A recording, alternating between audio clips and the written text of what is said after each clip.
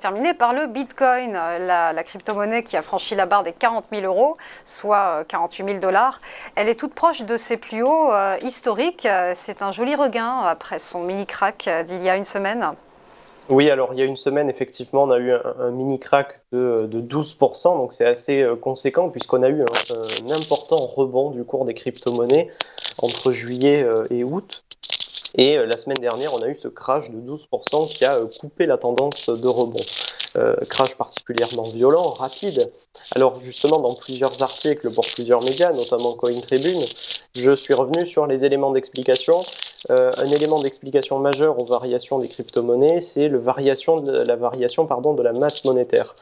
Et on s'est rendu compte que fin juillet notamment, les banques centrales ont mené une politique de hausse, de création monétaire un peu soudaine, qui a permis aux indices, aux crypto-monnaies notamment, de rebondir d'un coup.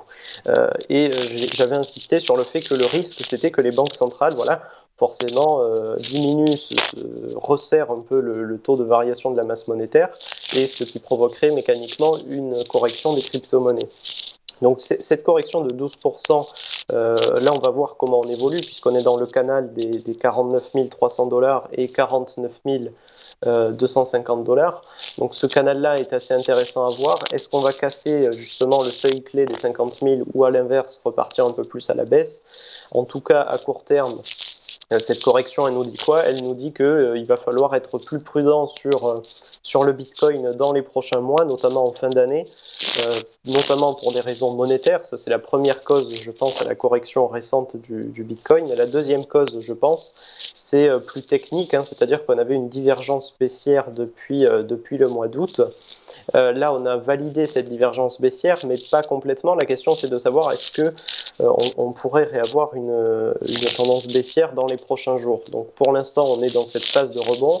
On devrait avoir une accélération de tendance d'ici à peu près une semaine et nous renseigner un peu plus sur l'évolution pour les prochaines semaines, les prochains mois. Mais encore une fois, le Bitcoin évolue de manière très dépendante à la masse monétaire, à des paramètres macroéconomiques fondamentaux.